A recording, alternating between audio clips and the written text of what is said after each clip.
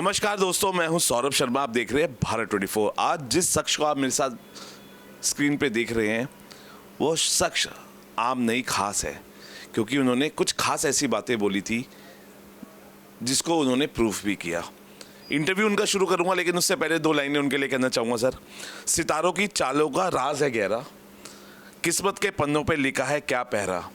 उस पहरे को आपने हटाया और उन राज को जो गहरे थे उनको भी हटाया, और जो राज आपने प्रूव किए, जो आपने बताए, वो सभी ने देखे, सभी ने सुने। जब भविष्यवाणी आपने की इस लोकसभा की, क्या, क्योंकि लोगों को उम्मीद नहीं होती कि क्या सटीक हो गए, क्योंकि सट्टा बाजार जो एक हमारा है वो भी बहुत तेज था, लेकिन एस्ट्रोलॉजी ने वो अपना काम किया जो सट्टा बाजार ने कई बार नहीं करता है। तो आपको उम्मीद है और उम्मीद रहती है, उम्मीद है, थी और रहेगी कि ये जो एस्ट्रोलॉजी है वो हमेशा से ही अपना असर दिखाती है। हाँ, एस्ट्रोलॉजी से आप आगे का भविष्य जान सकते हो और आगे फ्यूचर में क्या क्या होगा आपके साथ, ये सब आप इस भृगु संहिता ग्रंथ से जान सकते हैं। जैसे मैंने अभी पीछे लोकसभा के चुनाव में चौथे चरण में मोदी जी के लिए कहा था कि तीसरी बार फिर बनेंगे ये और इतिहास में नाम करेंगे, क्योंकि पूरे भारत जब से आज़ाद हुआ है तब से नेहरू बने हैं या फिर मोदी बने हैं। और ये जो दिल्ली के विधानसभा के इलेक्शन हुए उसके लिए भी मैंने बोल दिया था कि वोटिंग से पहले ही कि बीजेपी इस बार आएगी और अपना ये केजरीवाल की सीटें बहुत कम हो जाएंगी और ये फुल बहुमत से बीजेपी इस बार सरकार बनाएगी। तो मेरी भविष्यवाणियाँ ज़्यादातर भगवान की दुआ से सारी सही निकलती हैं और पहले भी न्यूज़ चैनलों पे गई हैं, तो उधर भी आपने देखा ही होगा। निखिल जी, जब आपकी भविष्यवाणी सही साबित हुई और बिल्कुल सटीक साबित हुई, तो मुझे लगता है कि बहुत सारे नेताओं की लाइन लगी भी होगी कि देखिए, क्योंकि बहुत कम लोग होते हैं जो बिल्कुल सटीक मैथ्स की तरह जो कैलकुलेशन है, गणित है, वो अपना सही बिठा पाते हैं। अच्छा, मोदी जी की शख्सियत में, क्योंकि वृश्चिक राशि है शायद, में जहाँ तक मुझे पता है, उनकी वृश्चिक राशि है, क्या उनकी पर्सोना है, किस तरीके से आपने देखा, और आने वाले वक्त में और ऐसी कौन सी भविष्यवाणी है जो आपने उनके लिए देखी है? उनको अभी और लंबे समय तक रहना है और आगे भी शायद आगे उनको शायद थोड़ी सी सीटें, क्योंकि गठबंधन बन रहा है इनका, और तो लेकिन फ़ायदा इनको ही रहेगा बीजेपी को, क्योंकि बीजेपी बहुत ज़्यादा धर्म पे काम कर रही है और इन सब चीज़ों पे काम कर रही है। लेकिन उसमें जो भी आगे ये करेंगे उसमें भी ये लाभ उठाएंगे मोदी जी जो भी। केजरीवाल की राशि में ऐसा क्या चीज़ थी, क्योंकि 27 साल का जो सूखा है वो ख़त्म हुआ, दिल्ली में बीजेपी आई है और बहुत ताकत लगानी पड़ी, लेकिन इस बार वो आई। ऐसा क्या था जिसकी वजह से केजरीवाल सरकार नहीं बन पाई और नहीं आ पाई? एक तो इनके वादे सारे झूठे थे और बीजेपी ने ग्राउंड पे जाके एकदम काम किया है। कोई जैसे परवेश वर्मा जी थे या कोई भी थे, तो उनके प्रचार के लिए बहुत लोग पी के आए थे, हरदोई के धोबी समाज के। तो मतलब इन्होंने ग्राउंड लेवल पे काम किया है। और केजरीवाल तो लोगों को पानी नहीं मिल रहा था, कई जगह कहीं बहुत दिक्कतें आ रही थी। और ज्योतिष में भी उनकी कुंडली में ऐसा योग बन रहा था कि राज योग उनका घट रहा था, जिसकी वजह से अभी ग्रह जो परिवर्तन हुए हैं उसके वजह से, तो ये मेरे को उनकी दिखाई दिया था। तो ये इलेक्शन से पहले ही मैंने 4 तारीख को बोल दिया था, जब वोटिंग से भी पहले, कि इस बार केजरीवाल नहीं जीत पाएंगे और बीजेपी अच्छी अपने फुल बहुमत से आएगी। तो ये तो मेरी भविष्यवाणी भगवान की दुआ से ठीक ठाक निकलती रही है। अच्छा निखिल जी, आपको लगता है कि एस्ट्रोलॉजी में भी बहुत सारे केजरीवाल हैं जो खुश करने के लिए शायद कई बार गणित अपना दिखाते हैं, बोलते हैं, लेकिन कई बार उनका गणित काम नहीं करता है, और इस बार निखिल जी आपका जो गणित है वो काम किया। तो आपको लगता है कि ये जो एस्ट्रोलॉजी में भी अगर हम बोले तो बहुत सारे केजरीवाल और मोदी हैं जो गारंटी भी देते हैं आपकी तरह, मोदी की तरह, और कुछ केजरीवाल भी हैं जो सिर्फ खुश करने के लिए भविष्यवाणी करते हैं? नहीं, ज्योतिष ऐसी चीज़ है कि देखिए, ज्योतिष से आप अनुमान लगा सकते हैं दूसरे व्यक्ति के बारे में। तो कई जगह ज्योतिष नहीं बैठ पाती है या उनको ज्ञान कम होता है, लेकिन ज्योतिष हर जगह परफेक्ट बैठती है। वो आपके देखने का तरीका है, कैसे आप देखते हैं, कैसे भविष्यवाणी है, या आपकी शिक्षा कैसी है कैसी नहीं है, वो आपके ऊपर निर्भर करता है। लेकिन ज्योतिष फेल नहीं होती है, क्योंकि हमारे ऋषि मुनियों ने पहले ही लिखे हैं कि भाई जुपिटर इतना है, मंगल इतना है, बृहस्पति इतना है, मंगल इतना है। तो ये भविष्यवाणी पहले ही कर चुके हैं। जैसे प्रभु राम की भविष्यवाणी कर दी कि इस साल में और इस सन में, इस संवत में प्रभु राम का जन्म हुआ। फिर वो नासा ने खोज करी, पीछे अभी न्यूज़ चल रही थी, नासा ने खोज करी, नासा भी कहता है कि हाँ प्रभु राम का जन्म हुआ, उस समय पे हुआ ये।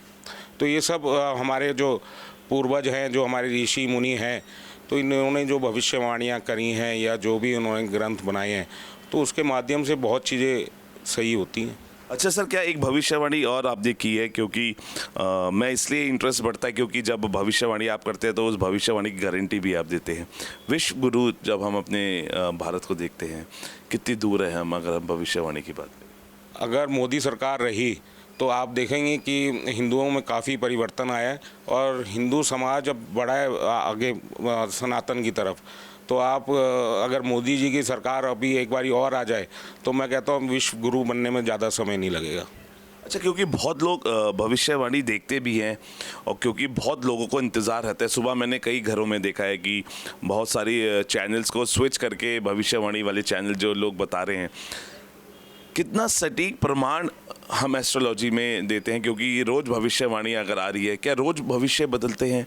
क्या रोज़ चीज़ों को लेके, क्योंकि आपसे इसी वाजिब सवाल इसलिए क्योंकि मैं उस शख्स के साथ बैठा हूं जिसने उस मैथ्स को समझा, जिस मैथ्स को बहुत लोग समझ नहीं पा रहे थे, और जो भविष्यवाणी आपने की सरकार को लेके वो सही साबित हुई। एस्ट्रोलॉजी में कितना डुबकी एक आम आदमी लगाए? क्या रोज लगाए या कभी कभी लगाए या सटीक एक डाइवर के साथ लगाए? नहीं, वो सटीक बैठेगी। मैं जैसे कहा कि उनके ज्ञान के ऊपर है, उनकी जो शिक्षा हुई है, जो भी हुआ है, क्योंकि जो पुराने विद्वान थे वो अपने साथ विद्या ले गए हैं। जैसे पहले तो कोई इलाज भी होता था तो आयुर्वेदिक ज़्यादातर करते थे लोग बाग, लेकिन अब इंग्लिश की दवाइयों पे ज़्यादा लोग बाग जोर देने लग गए, क्योंकि हमारे जो पूर्वज थे वो अपने साथ विद्या ले गए हैं कई। तो ये नहीं पता लगता कि आगे हमने कैसे क्या करना है। तो ज्योतिष भी ऐसी है कि लोग बाग सीखते हैं, क्योंकि हर आदमी ज्योतिष सीखता है, हर तीसरे आदमी को ये पता है जो ज्योतिष में क्या है, कौन कौन से ग्रह हैं, ये सबको पता है। लेकिन वो अधूरा ज्ञान लेके जब आगे चलते हैं तो उनको दिक्कतें आती हैं। निखिल जी, एक चीज़ पे सबकी निगाहें हैं, सरकार आप लेके आ गए हैं अपनी भविष्यवाणी से। अब एक सबसे बड़ा चेहरा सीएम का, क्या इसकी भविष्यवाणी भी आज आप हमारे माध्यम से करेंगे? कि क्योंकि बहुत पेचीदा सवाल है, लेकिन ये है कि बहुत लोगों के दिमाग में कौंध रहा है, वो चेहरा कौन होगा, वो चेहरा कौन होगा। क्या आज हमारे ज़रिए कुछ भविष्यवाणी आपने प्रत्याशियों की जो जीते हैं, कौन उम्मीदवार हो सकता है, किसको हम सीएम का चेहरा देख सकते हैं? इस बारे में मैंने अभी कुछ देखा नहीं, क्योंकि मेरे को समय ही नहीं मिल पाया। अभी भी आप देख रहे होंगे तो मेरे पास बाहर भी लोग बाग बैठे हैं और मेरे पे समय भी नहीं मिल पाया। या हो सकता है वो केजरीवाल जी की वीडियो निकलने के बाद मेरे पास ज़्यादा पब्लिक आ गई है, तो हो सकता है उसके वजह से बिज़ी हूँ, या मेरे को समय बिल्कुल नहीं मिल पाया उसके बाद। चलिए, भविष्यवाणी, लेकिन दिल क्या कहता है, कौन चेहरा होना चाहिए? अगर हम एज एन ऑडियंस एक आम नागरिक की बात सुने, कौन वो चेहरा आपको लगता है कि दिल्ली का होना चाहिए सीएम का? मैंने ऐसा कोई गौर नहीं किया। वैसे सिरसा भी बहुत अच्छे हैं और सिरसा मेरे को लगते हैं शायद हो सके, अगर आ जाएं तो ज़्यादा अच्छा है, लेकिन मैंने कोई इनके बारे में भविष्यवाणी नहीं कर रहा हूँ।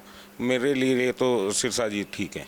अच्छा, किस तरीके से आप भारत, क्योंकि भारत हमारा है और हम उस भारत में रहते हैं, ये भारत की भविष्यवाणी जो हम कर रहे हैं, जिस तरीके से हम लगातार हम अपने जो मोदी जी हमारा स्तर बढ़ा रहे हैं भारत का, बाहर देशों में, विदेशों में, क्या लगता है आने वाले 10 सालों में कैसा होगा हमारा भारत? अगर मैं कहता हूँ मोदी जी अगर दोबारा आते हैं तो ये भारत विश्व गुरु बनेगा और हो सकता है सनातन में और हिंदुओं में जागरूकता हो, क्योंकि पहले हिंदू टूट रहे थे, क्रिश्चियन बन रहे थे, धर्म परिवर्तन कर रहे थे, पहले हिंदू टूट रहे थे। बीजेपी आने से एक ये फ़ायदा सबसे बड़ा ये हुआ है हमें कि हिंदू टूट नहीं रहा है, एक हो रहा है। इस समय आप देखेंगे अब सनातन धर्म की तरफ भी बहुत बढ़ रहे हैं, और जितना सनातन धर्म की तरफ और पूजा पाठ की तरफ आदमी व्यक्ति बढ़ेगा, उसकी हमेशा विजयी रहेगी, क्योंकि भगवान सबका साथ देता है। सर बहुत सारे नाम बदले गए, रेलवे स्टेशंस के नाम बदले गए, जगहों के नाम बदले गए, रोड्स के नाम बदले गए। आपको क्या लगता है, क्योंकि एक सनातनी से मैं बात कर रहा था, उन्होंने कहा कि नई दिल्ली को इंद्रप्रस्थ नाम बदलना चाहिए। आपको लगता है कि क्या वाजिब नाम होना चाहिए, नाम बदलना चाहिए? हाँ, ये पुराने मुस्लिम नेम रखे हुए हैं। इंद्रप्रस्थ तो हमारे संकल्प जैसे हम पूजा करते हैं तो उसमें भी इंद्रप्रस्थ बोलते हैं। तो पहले इसका नाम इंद्रप्रस्थ ही था पांडवों के टाइम पे। तो इंद्रप्रस्थ हो तो ज़्यादा अच्छा है। अब जैसे इलाहाबाद है तो अब नाम बदल दिया गया है इलाहाबाद का। तो ऐसे ही अपने हिंदुओं के नाम पे रखा जाए, जो पुराने प्राचीन नाम थे उन्हीं पे रखा जाए तो ज़्यादा अच्छा है। अच्छा, अयोध्या के बाद अब कौन सी जगह आपको आप देखते हैं कि सनातनी धर्म के लिए उसका बदलाव ज़रूरी है? और भी हैं, जैसे कई जगह, बहुत जगह हैं, उत्तराखंड में हैं कई जगह, और आपके जैसे वैष्णो देवी हैं और अमरनाथ यात्रा है। तो ये सब इन पे भी थोड़ा सा परिवर्तन होना चाहिए। वहाँ पे भी जागरूकता ज़्यादा होनी चाहिए, क्योंकि वहाँ पे भी काफ़ी दिक्कतें आती हैं पब्लिक को जैसे जाती है। तो एस्ट्रोलॉजी अगर सिंपल वे में, क्योंकि हमारी जो ऑडियंस है जो वो देख रही है, क्योंकि एस्ट्रोलॉजी बहुत पेचीदा नहीं है लेकिन समझ की बात है। अगर आपको समझ आ जाएगी तो मुझे लगता है हर हल निकल सकता है, अगर आप उसको सही तरीके से समझे। एस्ट्रोलॉजी निखिल जी आपके लिए कितनी सिंपलियर फॉर्म है, हमारी ऑडियंस को बता पाए, क्योंकि ऑडियंस बहुत कंफ्यूज रहती है किसको किस तरीके से हल किया जाए अपनी सॉल्यूशंस को। एस्ट्रोलॉजी कितनी हलदायक है सिंपलियर वे में, अगर आप बता पाए। एस्ट्रोलॉजी हमारी लाइफ में ना चीज़ें स्मूथली कर देती है। जैसे किसी का विवाह नहीं हो रहा है तो वो पता लग जाता है कि कौन सी ग्रह चाल क्या चल रही है जिसके वजह से हमें ये दिक्कतें आ रही हैं, वो भी होता है। और दूसरा ये भी होता है, जैसे किसी को बिजनेस लॉस हो रहा है, या किसी को इंट्यूशन पावर्स हैं, या कोई भक्ति में बहुत ज़्यादा है, पूजा पाठ में बहुत ज़्यादा है, तो उसकी वाणी वैसे ही सच्ची हो जाती है। अगर कोई, जैसे आप भागेश्वर जी को भी देखते होंगे तो उनको वो ना डेट ऑफ बर्थ टाइम वगैरह एस्ट्रोलॉजी वगैरह कुछ नहीं करते हैं, तो वो पूजा में इतने लीन रहे कि उनको सिद्धि प्राप्त हो गई कि जो व्यक्ति आ रहा है वो किस लिए आ रहा है, किस परेशानी में आ रहा है। तो ये ऐसे पूजा पाठ भी है और ज्योतिष भी है, और मैं दोनों को लेके चलता हूँ।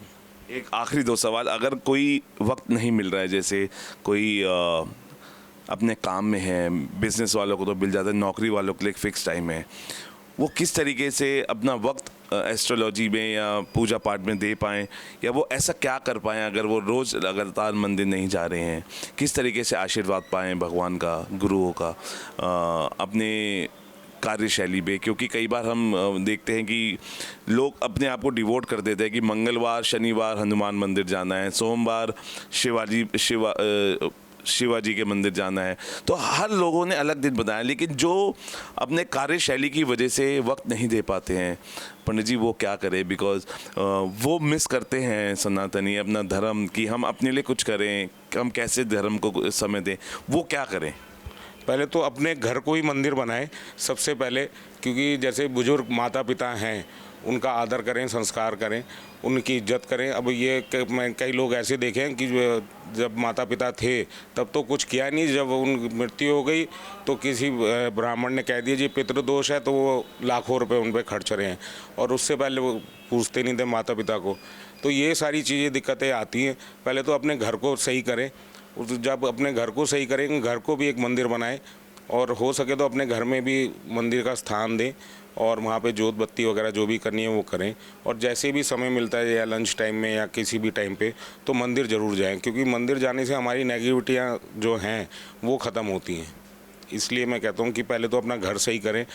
सास ससुर की आप लोग इज्जत नहीं करते हो और बाहर ऐसे बन के दिखाते हो, तो वो चीज़ें ख़राब है। पहले घर को मंदिर बनाएं, फिर बाहर मंदिर में ज़रूर जाएं।